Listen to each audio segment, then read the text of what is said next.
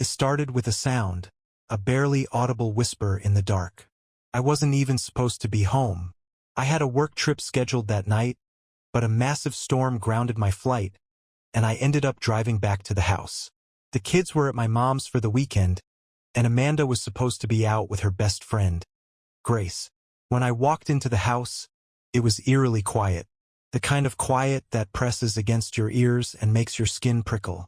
I was halfway through the living room when I heard it. A voice, faint, muffled, coming from upstairs. At first, I thought Amanda must have left the TV on. But as I stood at the bottom of the stairs, listening, I realized it wasn't a TV. It was a conversation. My heart pounded as I crept up the stairs, the old wood groaning under my weight. I didn't even know why I was sneaking around. It's my house. My stomach churned with an uneasiness I couldn't place. The voices were coming from our bedroom. Amanda's voice, clear and familiar, though with a tone I didn't recognize. Playful, almost teasing. And then another voice. A man's voice. I froze. What the hell was going on? I should have barged in, demanded answers, but something held me back. Maybe it was the fear of what I'd find, or maybe it was the bizarre instinct to gather proof before making a scene. My hands shook as I pulled out my phone and hit record. I pressed myself against the wall outside the bedroom, listening. It's risky, Amanda was saying, her voice low but animated. He could have been home tonight. The man laughed, a deep, casual sound. You said he's out of town. Besides, you'll just go back to him tomorrow like nothing happened. Isn't that the whole plan? Amanda sighed. I hate the lying. It's just... But you don't hate this. The man interrupted, his voice dripping with confidence. I couldn't take it anymore. My hand reached for the doorknob, and I shoved the door open. The scene hit me like a sledgehammer to the chest. Amanda was sitting on the edge of the bed, her hair messy, her face flushed. The guy, a broad-shouldered, smug-looking bastard, was leaning against the dresser, a knowing smirk on his face. For a split second, nobody moved. It was like we were frozen in some surreal painting, none of us knowing who would speak first. Amanda's face went pale. Eric, what are you? What the hell is this? I shouted, my voice cracking with a mixture of fury and disbelief. Amanda, who the hell is this guy? The man didn't flinch. If anything, he looked amused. I'm Dave, he said, as if we were meeting at a company picnic. Dave? I repeated, the name tasting bitter on my tongue. Of course, the work friend. Amanda stood up, her hands raised like she was trying to calm a wild animal. Eric, let me explain. This isn't what it looks like. Really? I snapped, waving my phone in the air. Because it sounds like you've been planning this behind my back for a while. Go back to him tomorrow? Seriously, Amanda? Dave smirked again, clearly enjoying the chaos. Relax, man. She cares about you and the kids. That's what she always says, right? She just needed a break. I lost it. My fists clenched so hard my nails dug into my palms. You're standing in my house, disrespecting me to my face, and you expect me to just relax? Get the hell out of here before I throw you out myself. Amanda stepped between us, her voice shrill. Eric, stop. Just stop. You're overreacting. Overreacting. I barked, my voice echoing through the house. You've been sneaking around with him, and I'm the one overreacting? Dave shrugged, clearly unbothered. Look, I'll leave. This seems like a personal moment. He grabbed his jacket and strolled out of the room, pausing at the door to add, no hard feelings, man. As the front door clicked shut behind him, I turned back to Amanda. Her face was a mix of guilt and defiance. Start talking, I said, my voice low and steady, though inside I felt like a volcano ready to erupt. But the words she said next, they weren't an apology. They weren't an explanation. They were something that would change everything. Amanda crossed her arms, the defiance in her eyes sparking to life like a match. You know what? Fine, Eric. You want the truth? I'm sick of pretending everything is perfect. Sick of carrying this marriage on my back while you sit there clueless. I stared at her, stunned. Carrying the marriage? Are you kidding me? I've been working my ass off for us. For you? While you sneak around with Dave. She rolled her eyes and laughed bitterly. Sneak around? You're so dramatic. Do you even hear yourself? Dave actually listens to me. He doesn't treat me like some accessory to his boring life. Her words sliced through me like glass. Accessory? Amanda, we have 2 kids together. A life we built from nothing. And now you're saying that's not enough for you. She shrugged, her face unreadable. I'm just being honest. I care about you, Eric. I do. But I need more. Something exciting. Something that doesn't make me feel like I'm suffocating in suburbia. Suffocating? That word hit me like a gut punch. I thought about all the late nights I'd stayed up budgeting, the mornings I'd packed the kids' lunches while she slept in, the countless compromises I'd made to make her happy. And now she was calling our life a prison? You're unbelievable, I said, my voice trembling with anger. You could have talked to me, told me how you felt. But instead, you do this? You bring him into our house. Amanda's face hardened. What's the point of talking, Eric? Every time I try, it's like you're not even there. Always on your phone, your laptop, your work. Do you even know what's going on with me? With us? I took a step closer, my hands shaking. Don't you dare try to flip this on me. I've been working to keep this family afloat. To give you the life you said you wanted. If you're unhappy, that's on you, Amanda. Not me. Her lips curled into a mocking smile. Oh, please, don't act like some saint. You didn't notice the distance because you didn't want to. Admit it, this marriage has been on autopilot for years. I clenched my jaw, trying to hold back the explosion brewing inside me. Autopilot? If that's how you feel, then why the hell are you still here? Her response was a dagger. Because it's easier. Because you're stable. And I know you'll always be here for the kids, no matter what. That's who you are, Eric. Reliable. Predictable. The words predictable and stable felt like insults in her mouth. I wanted to scream, to tear the room apart, but instead, I stood there, rooted in place, staring at the woman I thought I knew. And Dave? I asked, my voice barely above a whisper. What is he? Your escape from reality? She shrugged again, and that casual movement infuriated me more than any words could. He's fun. That's it. He's not a threat to you.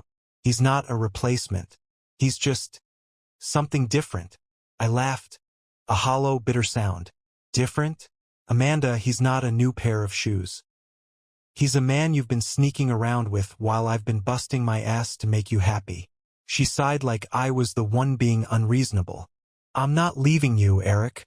I care about you and the kids. But I need this. I need to feel alive again. Can't you understand that? I stared at her, my mind spinning. So what? You expect me to just accept this? To sit here like an idiot while you go off and feel alive with him? Her response was icy and matter-of-fact. I expect you to realize that this doesn't have to change anything. You can stay here, be with the kids, keep this family together. And I'll come back to you. Always. I couldn't believe what I was hearing. You really think this is okay? That I'll just sit here and play house while you do whatever the hell you want? Her expression softened, and for a moment, I thought I saw a glimmer of the woman I married. But her next words shattered that illusion. It's better than breaking up the family, isn't it? She said quietly. You don't have to like it. You just have to deal with it. And with that, she turned and walked out of the room, leaving me standing there in the wreckage of what used to be my life. The door slammed shut behind Amanda, the echo ricocheting through the house like a gunshot. For a moment, all I could do was stand there, fists clenched, chest heaving, her words repeating in my head like a curse. You don't have to like it. You just have to deal with it. Deal with it? How was I supposed to deal with the fact that my wife, had just admitted to carrying on with another man, in our home, with the audacity to frame it as some kind of necessary self-care? I wanted to scream, to punch a hole in the wall, to do something, but instead, I sank onto the edge of the bed, staring at the floor, my heart hammering so hard it felt like it might break through my ribs. The silence of the house was deafening now. Every creak of the wood and groan of the wind outside seemed to mock me. This was my life, the life I had built with her. I stood up abruptly, the energy surging back into my body. I wasn't going to sit there and wallow while she acted like this was normal. I stormed out of the bedroom and down the stairs, the adrenaline fueling my steps. Amanda was in the kitchen, pouring herself a glass of wine like nothing had happened. She looked up as I entered, her expression calm, even bored, like she was waiting for me to finish throwing a tantrum so she could get back to her evening. "What are you doing?" I demanded, my voice sharp enough to cut through the room. She raised an eyebrow, taking a slow sip of wine. "I'm having a drink. Is that a problem now, too?" Her nonchalance was like gasoline on a fire. "You don't get to act like this is normal, Amanda. You just admitted to cheating on me, in our house, and you think you can just sip your wine and go about your night." She sighed heavily, setting the glass down with a loud clink. "Eric, what do you want me to do? Cry? Beg for forgiveness? Because that's not going to happen. I've already explained myself. I don't know what else you want from me." "What I want," I said through gritted teeth, "is for you to understand what you've done. To our marriage. To me. Do you even care? Or am I just another thing you're bored of?" Her face hardened, her tone sharp. "Don't you dare act like this is all on me. You think you're some perfect husband? You've been emotionally checked out for years.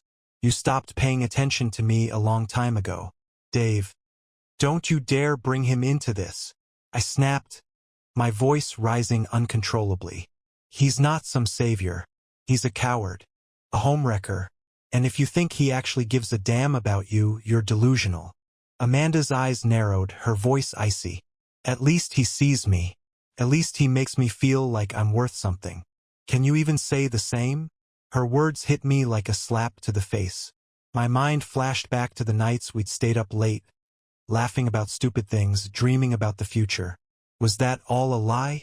Or had we just lost our way, too far gone to find our way back? I took a step closer, lowering my voice, though the anger was still boiling just beneath the surface. "If you're so miserable, Amanda, why are you still here? Why not just leave? Go be with Dave and his fun. See how far that gets you." Her lips curved into a cold, bitter smile. "Because I know what I'd be giving up. You, the kids, the house, the stability. I'm not stupid, Eric.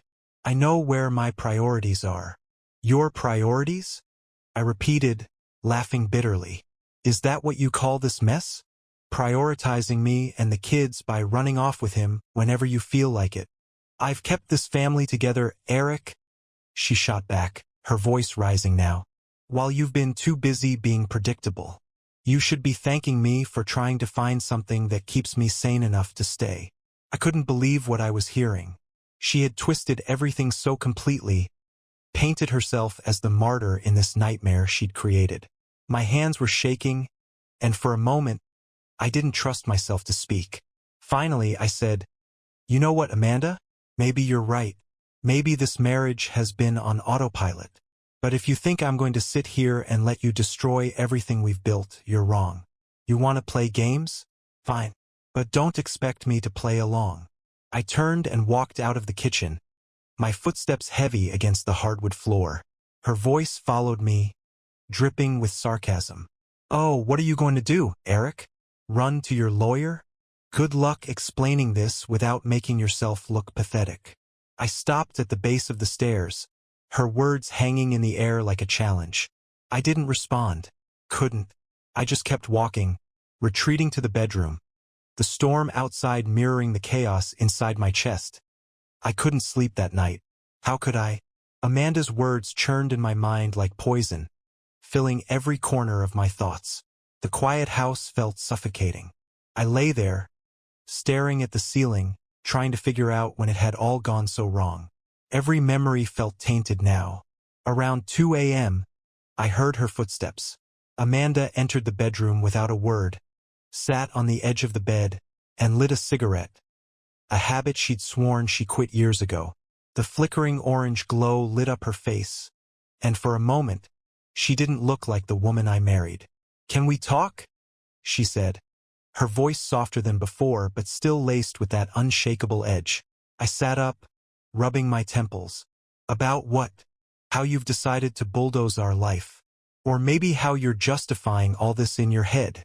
She didn't rise to the bait. Instead, she exhaled a slow stream of smoke and said, "You're angry. I get it. But I think you need to start being realistic." I laughed bitterly. "Realistic? You've got some nerve, Amanda." She turned to face me, her expression unreadable. "Eric, I know you. You don't want a messy divorce. You don't want the kids growing up in some broken home. Neither do I. So let's figure this out." "Figure this out?" I repeated, incredulous. "You want to cheat on me and negotiate the terms of our marriage at the same time?" "Yes," she said bluntly. That single word stunned me into silence. Amanda leaned forward, the smoke curling around her like some twisted halo. "Look, I've thought this through. I'm not leaving you. You're not leaving me. The kids don't deserve that. But what I need, what I want, it doesn't have to ruin everything. If you can just accept it, we can keep this family together." "Accept it," I said, my voice shaking with disbelief. "You're asking me to stand by while you go off with him whenever you feel like it?" "It's not like that," she said, her tone patronizing now. "Dave isn't a threat to you, Eric. He's just an outlet, something separate. It doesn't change what we have here." "What we have here?" I repeated, my voice rising. "Amanda, there's nothing left here if this is how you treat it. You can't have it both ways." Her eyes narrowed. "Why not? Plenty of people do. They just don't talk about it. I'm being honest with you, Eric.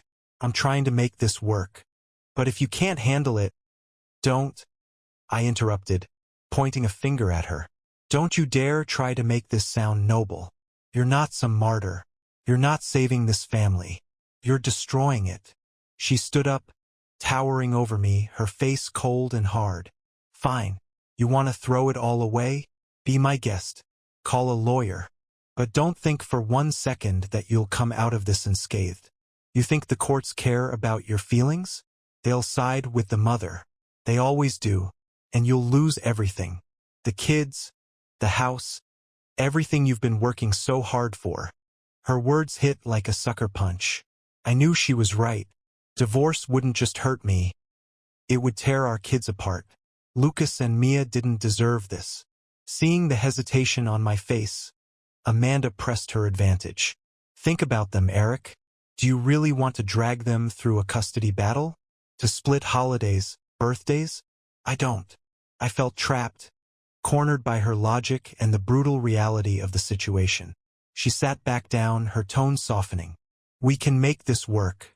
You just have to let go of this need to control everything. Trust me when I say it doesn't have to change what we have." Trust. The word felt like a cruel joke. I stared at her, my chest tight with anger, grief, and a growing sense of despair. I wanted to scream, to tell her to get out, but I couldn't shake the image of my kids waking up to an empty house. Their lives upended because their parents couldn't hold it together. Amanda leaned closer, her voice almost a whisper. "Think about it. For them. For us. We've been through too much to let this tear us apart." I didn't respond. Couldn't. Instead, I got up and walked out of the room, leaving her sitting there with her cigarette and her cruel, calculated bargain. I spent the rest of the night in the guest room, staring at the ceiling, wondering how the hell I was supposed to move forward from here. The morning light crept into the room, painting the walls in pale, muted colors. I hadn't slept. Every time I closed my eyes, Amanda's voice echoed in my mind. "Think about it. For them. For us." Her words were poison. They didn't ask for forgiveness. They demanded compliance. The worst part? She wasn't entirely wrong. Divorce would wreck the kids, shatter the stability they depended on. I hated her for putting me in this impossible position, for twisting my love for our children into a leash around my neck.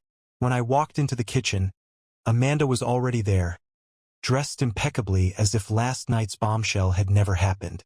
She was making pancakes, flipping them with practiced ease, humming a soft tune. The absurd normalcy of it made my stomach turn. "Morning," she said, her tone bright and casual, like we were just another happy couple starting the day. I ignored her and went for the coffee machine. "Eric," she said, a hint of warning creeping into her voice. "We can't act like strangers around the kids. They'll pick up on it." I spun around to face her, gripping the edge of the counter. "You're unbelievable. You drop a nuke on our marriage, and now you're worried about appearances." She sighed, placing the spatula down with exaggerated patience. "Look, I get that you're upset." "Upset?" I cut in, my voice rising. "Amanda, you blew up our entire life and told me to deal with it. Upset doesn't even begin to cover it." Her expression hardened, the sweetness melting away. "What do you want me to say, Eric? That I'm sorry? That I'll never see him again?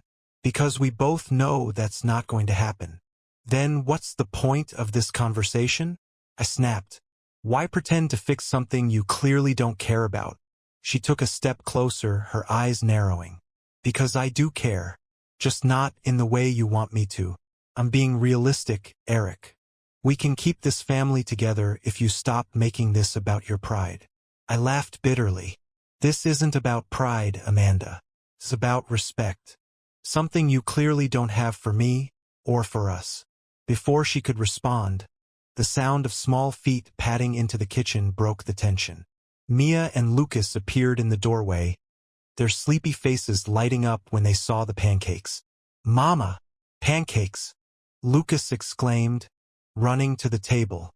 Amanda's face transformed, all traces of coldness replaced by a warm, maternal smile. "That's right, buddy. Go sit down. Breakfast is ready." The sight of her switching so seamlessly between roles, betrayer and mother, made my stomach churn. I forced a smile for the kids' sake and joined them at the table, though I could barely touch the food in front of me. As the morning wore on, Amanda acted like nothing had happened. She packed the kids' lunches, kissed them on the forehead, and sent them off to school with a cheerful wave. When the front door closed behind them, the mask slipped, and her expression turned serious. "We need to talk about last night," she said, leaning against the kitchen counter. "I don't think there's anything left to say," I replied, my voice flat. "There's a lot left to say," she shot back, her tone sharp. "You need to decide if you're going to work with me on this or if you're going to make things worse for everyone." "Work with you?" I said, incredulous. "Amanda, you're asking me to be complicit in this insanity. That's not compromise, that's submission." Her eyes flashed with anger. "And what's your alternative, Eric? Blow up the family? Make the kids choose between us? Do you really want that on your conscience?" I stood there, fists clenched, trying to steady my breathing. She had me cornered, and she knew it. Every option felt like a trap. But then, a thought crept into my mind. A way out, maybe. A way to turn her own game against her. "You want me to agree to this?" I asked slowly, watching her reaction. "Yes," she said firmly. "Fine," I said, my tone cold and deliberate. "But on one condition. I want access to everything. Your phone, your messages, your schedule. If I'm supposed to accept this, I'm not going to be left in the dark about it." Her eyes narrowed, suspicion flickering across her face. "Why?" "Because if this is going to work, there can't be any more secrets," I said, meeting her gaze with a calculated calmness. "If you're so sure this is the best solution, then prove it. Let me see exactly what I'm signing up for." For a moment, she hesitated. I could see the wheels turning in her mind, weighing her options. "Fine," she said finally, her voice tight. "If that's what it takes to convince you, then fine." She pulled her phone out of her pocket and slid it across the counter toward me. "Here, look through it. Go ahead. You'll see there's nothing I haven't already told you." Picked up the phone, my heart pounding. This was my chance to gather the proof I needed. To find something, anything, that could give me the leverage to take back control. As I unlocked the screen and began scrolling through her messages, I could feel her eyes on me, watching my every move. The game had shifted, and I wasn't going to lose. Amanda's phone felt heavier than it should have, like it carried the weight of everything I didn't want to find. Her calm, unflinching stare only added to the tension as I opened her messages. The first thing I noticed was how clean everything looked. Too clean. Her chats were mundane, filled with exchanges about carpools, grocery lists, and PDA meetings. It was a carefully curated version of her life, one designed to be unremarkable. I scrolled through her texts, my fingers tightening around the phone. Then I found his name, Dave. The thread was sparse, and nothing outright damning jumped out immediately. Just a few casual messages about work, sprinkled with emojis that now felt mocking in their innocence. But something didn't sit right. Why would she give me access so willingly if this was where the real dirt was? I handed the phone back, feigning defeat. "Looks like you've covered your tracks pretty well," I said coldly. Amanda smirked. "Told you, nothing to hide." But she wasn't as clever as she thought. The gears in my mind were already turning. I'd seen something, a detail she hadn't accounted for. "You know, Amanda," I said, leaning against the counter, "if you're so confident in all this, maybe you won't mind if I check the phone records too." Her smirk wavered for just a fraction of a second, but it was enough to confirm my suspicion. "Eric, this is ridiculous," she said, her voice tight. "We're not doing this witch hunt. I gave you my phone. What more do you want?" "Oh, I don't need anything else from you," I replied, forcing a calmness I didn't feel. "The service provider has all the details I need. I'll just pull the logs." The color drained from her face, and she quickly turned away, busying herself with the dishes. "Do whatever you want," she said, her voice muffled under the clatter of plates. "But don't expect to find anything." Her reaction told me everything I needed to know. I left the kitchen, my mind racing. Amanda thought she was in control, but she'd underestimated me. I spent the next few hours combing through our phone records online. It didn't take long to spot the patterns. Late-night calls, numbers that weren't saved in her contacts but showed up repeatedly, especially on the nights she claimed to be with Grace. And one number stood out above the rest. Dave. I cross-referenced it with a quick search and confirmed what I already knew. This was his personal number. The call history wasn't just frequent. It was obsessive. Long calls during work hours. Multiple calls in a single evening. And then there were the texts, hundreds of them, sometimes spaced just minutes apart. My hands trembled as I stared at the screen. This wasn't just casual or fun, as she tried to frame it. This was deliberate, intense, calculated. And then I found it. A single voicemail, recorded a week ago. I hesitated, my finger hovering over the play button. When I finally pressed it, his voice filled the silence of the room. "Hey babe, just checking in. Tonight was incredible. I can't stop thinking about you. I know you said you felt guilty, but you don't need to. You're amazing, and you deserve to be happy. Anyway, let me know when you're free again. I miss you already." The room spun. I gripped the desk to steady myself as the rage boiled over. The voicemail wasn't just proof of the affair. It was proof of her utter indifference to everything we'd built. I stormed back downstairs, my pulse pounding in my ears. Amanda was in the living room, scrolling through her tablet like she didn't have a care in the world. "Care to explain this?" I said, my voice low but shaking with barely contained fury. She looked up, her expression guarded. "Explain what?"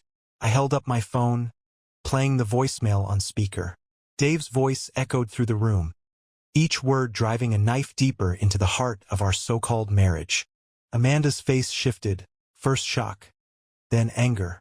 "You had no right to dig through that," she said, standing up, her voice rising. "No right?" I snapped. "Amanda, you brought this into our house, into my life. Don't talk to me about rights." Her eyes blazed, and for a moment, I thought she might try to spin another excuse. But instead, she folded her arms, her expression hardening. "Fine, you caught me. Congratulations, Sherlock. What do you want? A medal.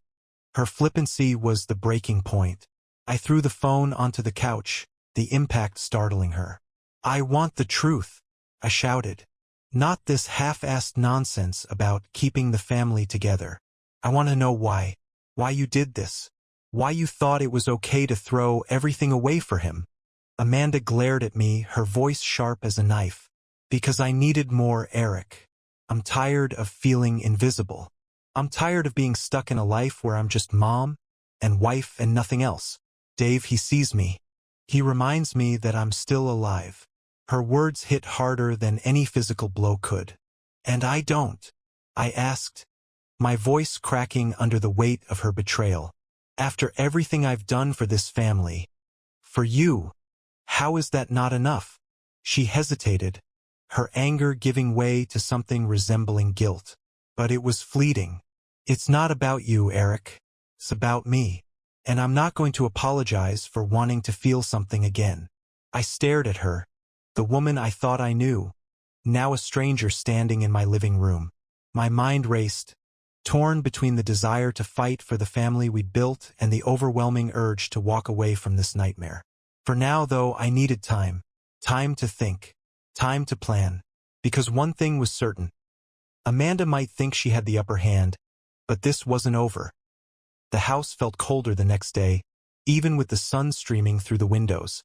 The kids' laughter echoed faintly as they played in the backyard, but it didn't warm the place the way it used to. Amanda moved through the house like nothing had happened, her usual routines unaffected by the turmoil beneath the surface. It was infuriating, the way she carried on as though everything was fine. Couldn't let her think she'd won. That voicemail from Dave had been the turning point. It wasn't just proof of the affair. It was proof that Amanda had created her own reality, where her selfish desires took precedence over everything else. And now, she expected me to silently endure it. I spent the day gathering myself. The anger was still there, simmering beneath the surface, but I couldn't let it control me. If Amanda thought she could manipulate me into compliance, she was about to learn how wrong she was. By the time dinner rolled around, I had a plan. We sat at the table, the kids chatting about their day.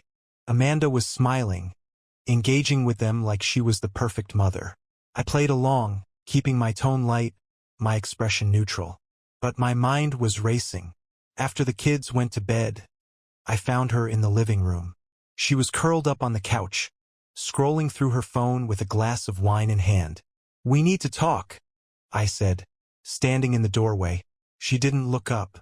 We've already talked, Eric. I don't know what else there is to say. Oh, I think there's plenty, I replied, stepping into the room. For starters, I've been doing some thinking about what you said last night. That got her attention. She set her phone down, tilting her head as she studied me. And I've decided you're right, I said, forcing calm into my voice. We can't let this destroy the family. So, I'm willing to consider your arrangement. Her eyes narrowed, suspicion flashing across her face. Really? Just like that? Not just like that, I said, sitting down across from her. But I've been thinking about the kids. They don't deserve to suffer because of this.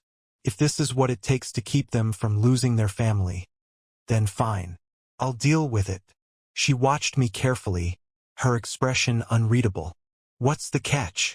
No catch, I said, shaking my head. But if this is going to work, we need rules. Rules? She repeated, raising an eyebrow. Rules, I said firmly. If you're serious about keeping this family together, then there can't be any more surprises. No lies, no sneaking around. I need to know where you are, who you're with, and when you're coming home. She smirked. So, you want to micromanage my life now? I want transparency, I said, my tone cold. If this is the new reality you're forcing on me, then I'm not going into it blind. You said you wanted honesty. Prove it. Amanda leaned back, her smirk fading into a thoughtful frown. Fine, she said after a long pause. If that's what it takes to make you feel better, then fine. But you need to understand something, Eric. This isn't about control. It's about trust. Trust. The word hung in the air like a bad joke. I didn't respond, knowing it would only start another argument. Instead, I nodded. Good. Then we're on the same page. She picked up her phone and resumed scrolling, clearly considering the conversation over. But as I walked out of the room, a grim satisfaction settled over me. I wasn't on the same page as Amanda, not even close. While she thought she was setting the terms of this arrangement, I was already a step ahead. I'd spent the day making preparations, consulting with a lawyer, securing access to every shared account, and compiling a digital trail of her infidelity. Amanda might think she was holding all the cards, but I wasn't about to let her gamble away everything we'd built without a fight. The storm wasn't over. It was just beginning. The next morning, Amanda was up before me, humming to herself as she prepared breakfast. She seemed lighter, almost smug, like she believed the worst was behind us. It disgusted me. I watched her from the doorway for a moment, marveling at how easily she could switch between roles. Doting mother, deceitful wife, unrepentant manipulator. "Morning," I said, stepping into the kitchen. "Morning," she replied without turning around. "Coffee's ready." I poured myself a cup, sitting down at the table as she plated pancakes for the kids. Mia and Lucas came bounding down the stairs moments later, and the usual morning chaos took over. But beneath the surface, a tension hummed between Amanda and me, unspoken but undeniable. When the kids were out the door, off to school, I leaned back in my chair, swirling the coffee in my mug. "We should talk more about this arrangement," I said casually. Amanda looked up from her phone, her expression neutral. "We already talked. What more is there to say?" "Well," I began, setting the mug down, "if we're going to make this work, I think we need to be clear about boundaries. Transparency, like I said." She narrowed her eyes slightly, wary but intrigued. "What kind of boundaries?"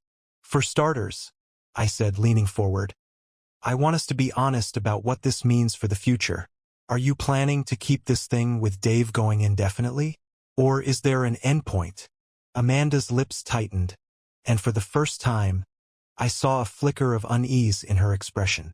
"I don't know," she admitted. "I haven't thought that far ahead. Right now it's just what I need." "What you need," I repeated, letting the words hang in the air. "And what about what I need? Or the kids? Does that factor into your plans at all?" Her face hardened. "Of course it does. But you're acting like I've abandoned you and I haven't.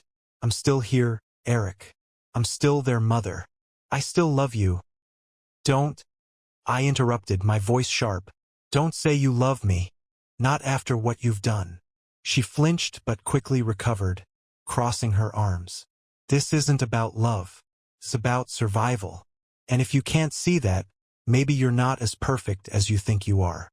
Her deflection was almost impressive. Almost. But I wasn't going to let her derail this conversation. "You want survival?" I said, my voice cold. "Fine. Let's talk about survival. About how we keep this family intact while you play house with another man. You want me to go along with this? Then you're going to give me something in return." Amanda's eyebrows shot up. "Something in return? What are you talking about?" "I'm talking about leverage," I said, my tone unwavering. "You're asking me to make the biggest compromise of my life. So, you're going to give me the security I need to protect myself and the kids." Her eyes narrowed. "What does that mean?" "It means I want it in writing," I said, my voice steady. "A post-nuptial agreement. If this arrangement blows up in our faces, I'm not going to be left with nothing. You want my cooperation? Then you're going to guarantee that the kids stay with me if this marriage falls apart." Her face went pale, her confident facade cracking. "You're out of your mind," she said, shaking her head. "You really think I'm going to sign something like that?" "You don't have a choice," I said, standing up. "You're the one who wanted this arrangement. You're the one who's gambling with our family. If you're so sure this is the right thing, you shouldn't have a problem putting it on paper." She glared at me, her hands trembling as she gripped the edge of the counter. This is blackmail. No, I said, walking past her toward the door. This is survival. I left her standing there, her breath coming in short, angry bursts. The power dynamic had shifted, and for the first time in weeks I felt like I had some control. The truth was, I didn't want this arrangement any more than she did. But I wasn't about to let her dictate the terms of my life without a fight. If Amanda thought she could manipulate me into submission, she was in for a rude awakening. And if she refused to play by my rules, I was ready for that too. Amanda didn't speak to me for the rest of the day. The tension in the house was suffocating, but I didn't care. I had drawn my line in the sand, and now it was her move. She spent hours locked in the bedroom, occasionally emerging to grab her phone or refill her wine glass, her silence louder than any argument we could have had. By the time evening rolled around, I was mentally exhausted, but I knew better than to let my guard down. Amanda was calculating. She wasn't going to let this power shift go unanswered. Around 9 p.m., while I was in the living room going through emails, she finally came downstairs. Her expression was unreadable, cool, detached, as if she were about to negotiate a business deal. "Let's talk," she said, standing with her arms crossed. I set my laptop aside, leaning back in the chair. "I'm listening." Amanda walked to the couch, sitting across from me. She took a deep breath, her hands folded in her lap. "I've thought about what you said, about the postnup." I didn't respond, waiting for her to reveal her angle. "I don't like it," she continued. "It feels manipulative, like you're using this situation to punish me." "Punish you?" I said, raising an eyebrow. "Amanda, you brought this on yourself.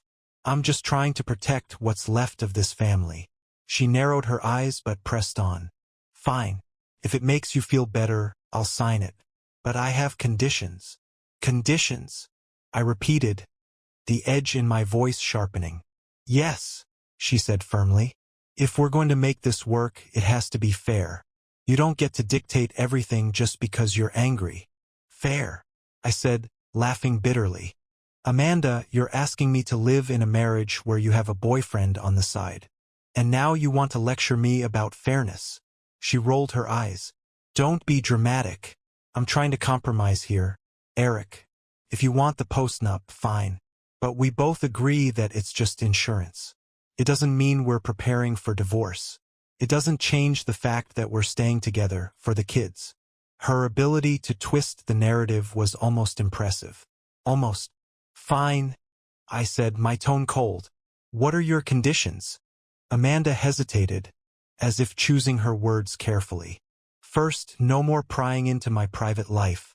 If I'm agreeing to this, then I deserve the freedom to handle things my way." I clenched my jaw, barely suppressing the urge to lash out. "You want privacy while you cheat on me? That's rich." "This isn't about cheating, Eric," she snapped, her voice rising. "It's about boundaries.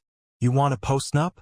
Then I need to know that you're not going to spy on me or try to sabotage my life." Her audacity was staggering, but I nodded, keeping my expression neutral. "What else?" "Second," she said, her tone softening, "we keep this between us. The kids don't need to know. Our friends don't need to know. We present a united front, no matter what." That one stung. I had no intention of airing our dirty laundry, but hearing her demand silence felt like another betrayal. "And third," she said, leaning forward, "you need to start focusing on this marriage again. You've been so consumed with work and everything else that you've forgotten how to be my partner. If you want me to stay, you have to show me that you still care." My head snapped back in disbelief. "You're unbelievable. You cheat on me, lie to my face, and then have the nerve to demand that I fix this marriage."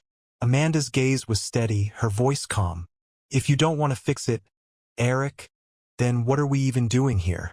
I stared at her, my heart pounding with anger and frustration. I couldn't believe the gall of this woman. The way she could manipulate, gaslight, and twist every situation to suit her needs. "You know what, Amanda?" I said, standing up. "You want your conditions? Fine, I'll play along. But don't think for a second that I'm doing this for you. This is for the kids. And the moment this arrangement becomes more than I can stomach, it's over. She stood up too, meeting my gaze. Fair enough.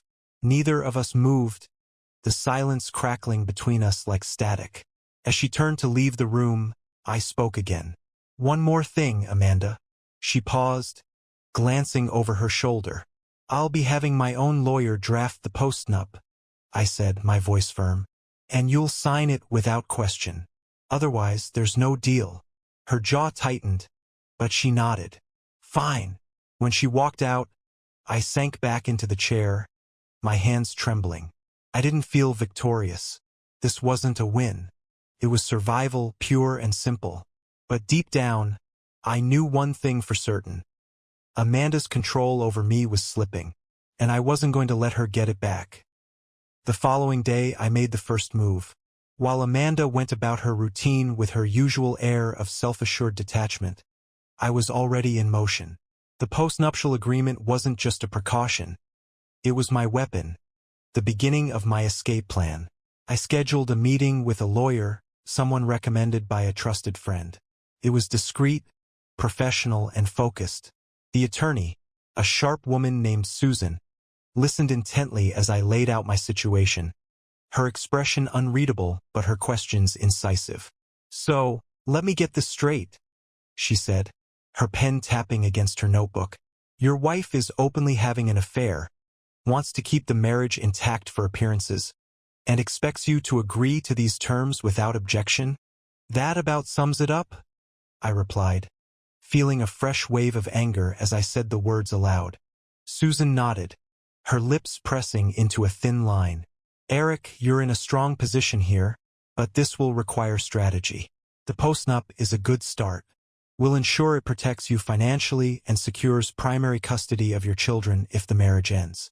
But we'll also include clauses that make it difficult for her to claim anything more should she decide to leave. Does she know you're consulting with me? No, I said quickly. She thinks I'm drafting it myself or finding some generic template online. I need this to look like I'm still playing along. Good, Susan said, her tone firm. Keep it that way. If she feels cornered too soon, she might lash out or take preemptive action. We spent the next hour drafting the framework for the agreement. Susan was meticulous, ensuring that every clause was airtight. By the time I left her office, I felt a flicker of hope, something I hadn't felt in weeks. Back at home, Amanda was waiting in the kitchen, sipping her usual glass of wine. She glanced up as I entered, her expression neutral but watchful. Busy day? She asked, her tone light, but the underlying tension was palpable. Yeah, I replied casually, dropping my keys on the counter. Had some things to take care of. She didn't press further, but her eyes lingered on me for a moment before she returned to her phone. I could tell she was trying to read me, to gauge whether I was still under her thumb. I went upstairs, pretending to unwind, but my mind was racing. I couldn't let her see the cracks in my facade. Not yet. The next few days passed in a tense dance of civility. Amanda seemed to be testing the waters, throwing out little jabs and remarks to see how I'd react. But I didn't take the bait. Instead, I played my role calm, cooperative, and seemingly resigned to her terms. Finally, the day came when the draft of the postnuptial agreement was ready. Susan had outdone herself. The document was a fortress, one that protected me and the kids while leaving Amanda with little leverage. I printed a copy, tucked it into a folder, and brought it home. After dinner, I handed it to her. What's this? Amanda asked, eyeing the folder suspiciously. The postnup, I said, keeping my tone even. I had it drafted. Take your time reviewing it, but I'll need your signature by the end of the week. She opened the folder, scanning the pages. Her expression shifted as she read, her eyes narrowing. This is comprehensive, she said slowly. It needs to be, I replied, folding my arms. This is about protecting the kids, Amanda, and making sure this arrangement doesn't destroy everything else in the process. She looked up at me, her gaze sharp. You're serious about this? Dead serious, I said, meeting her eyes. For a moment, we just stared at each other, the silence thick with unspoken tension. Then she closed the folder and set it on the table. "I'll look it over," she said curtly. "Good," I said, turning to leave the room. But as I walked away, her voice stopped me. "Eric." I turned back. "What?" "You've changed," she said, her tone almost accusatory. "You're not as easy to read anymore." "Maybe I've just had enough," I replied, my voice steady. "Maybe it's time I stopped letting you call all the shots." Her lips pressed into a thin line, but she didn't respond. I went upstairs, closing the bedroom door behind me.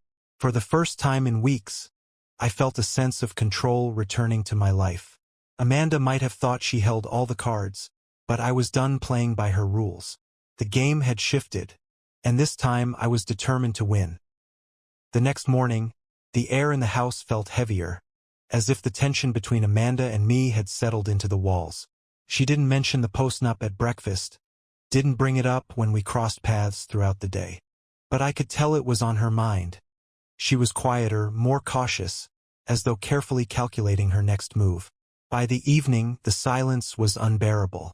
The kids had been tucked into bed, and I was in the living room, nursing a drink and scrolling through emails when Amanda walked in. She was holding the folder containing the postnup, her expression unreadable. "We need to talk," she said, setting the folder down on the coffee table. I gestured to the chair across from me. "Go ahead." Amanda didn't sit.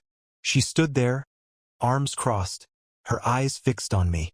"I've read the agreement," she said, her tone clipped. "And?" I asked, keeping my voice neutral. "It's one-sided," she snapped.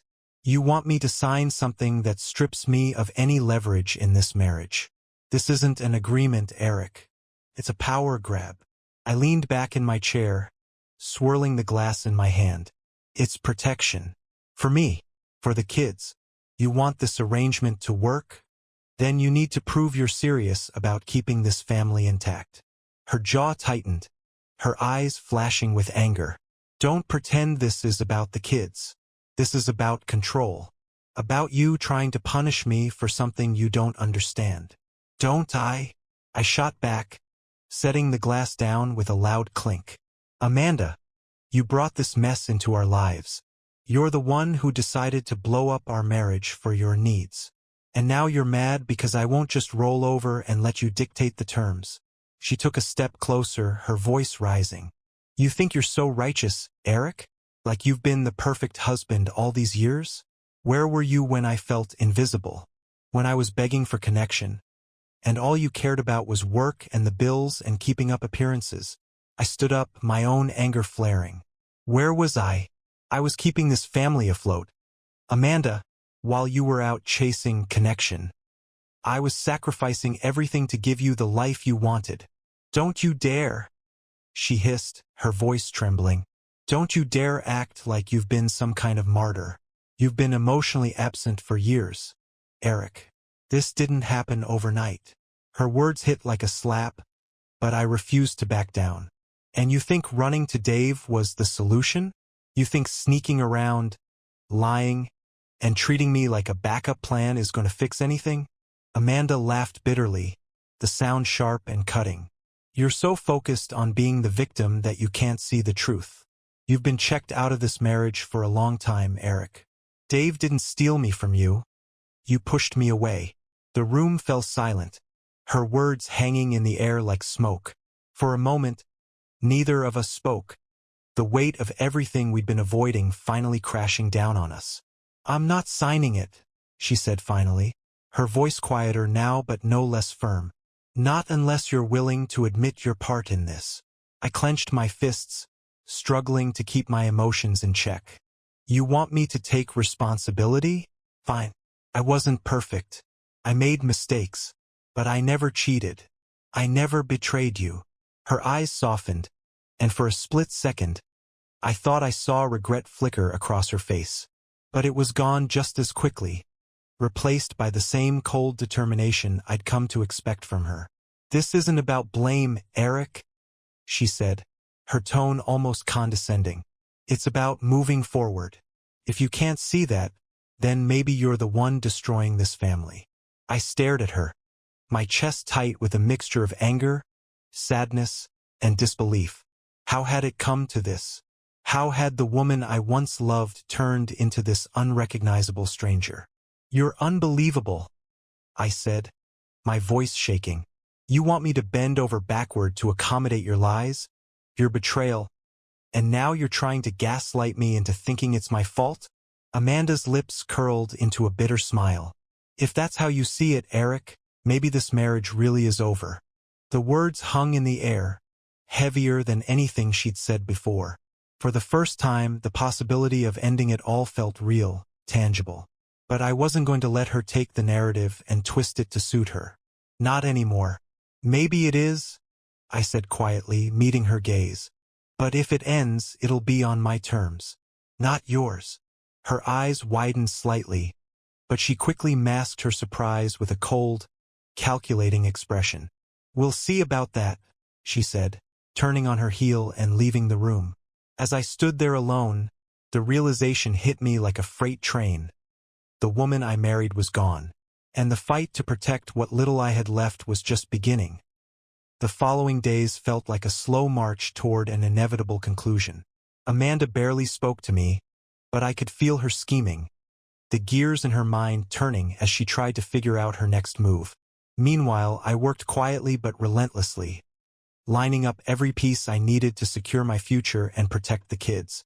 The postnuptial agreement had been a spark, but now I needed the fire to end this nightmare once and for all. On Friday morning, Amanda called out from the kitchen as I was getting ready for work. Eric, we need to have a serious discussion tonight. Don't be late. Her tone was clipped, her words more of a command than a request. I nodded without looking at her. I'll be home. All day, I felt the weight of what was coming. This wasn't just another argument. Amanda had finally realized she was losing control, and tonight would be her attempt to seize it back.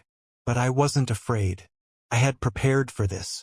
When I got home that evening, the kids were already at my mom's for the weekend. Amanda's doing, I was sure. The house was eerily quiet as I stepped inside, the air heavy with tension. Amanda was in the living room, sitting stiffly on the couch with a glass of wine in hand. Sit, she said, gesturing to the chair across from her. I sat, folding my hands in my lap, my face calm. What's this about? Amanda set her glass down and leaned forward. I've thought about the postnup, about everything, and I'm willing to make some concessions, if you're willing to meet me halfway. I raised an eyebrow. Meet you halfway? After everything you've done, you still think you're in a position to negotiate. Her expression hardened, but she pressed on. I'm not going to sign away my rights, Eric. I won't do that to myself or the kids. But if we can agree to keep things civil, I'm willing to end things on amicable terms. The room felt like it had tilted. End things? I repeated, my voice sharp. You're talking about divorce now? Yes, she said, her voice steady. It's clear this isn't working. We've been fighting for weeks, and it's toxic for everyone involved. I think it's time we both admit this marriage is over. I laughed, the sound bitter and hollow. You've been stringing me along for weeks, insisting we stay together for the kids. And now, when you realize you can't control me anymore, you want to walk away. Amanda's eyes narrowed. I'm trying to do the right thing, Eric. If you can't see that... No, I interrupted, standing up. You're not doing the right thing. You're doing the selfish thing, just like you've been doing all along. She stood too, her posture rigid, her eyes blazing. And what about you? You think you're innocent in all this? You've been cold and distant for years, and now you're acting like I'm the only one to blame. I may not be perfect, I said, my voice rising. But I didn't betray my family. I didn't lie. I didn't bring someone else into this marriage and expect you to just accept it. Her mouth opened as if to retort, but I didn't give her the chance. You want to end it? I said, my tone cold. Fine, but you're going to do it my way. I've already consulted with a lawyer. I have the proof of your affair, and I have the postnup ready to protect the kids. If you think you're walking away with anything more than what you came into this marriage with, you're delusional. Amanda's face turned pale, the color draining from her cheeks. You wouldn't. Wouldn't I? I said, stepping closer. You've underestimated me for years, Amanda. But not anymore. She stared at me, her confidence crumbling, her mask of control slipping for the first time. Eric, let's not make this ugly, she said, her voice trembling. Think about the kids. I am thinking about the kids, I said firmly. That's why I'm not letting you drag this out any longer. You want out? Then we do it now. On my terms. The silence between us was deafening. Finally, Amanda sank back onto the couch, her hands trembling as she reached for her wine glass. What happened to us? She whispered, her voice barely audible.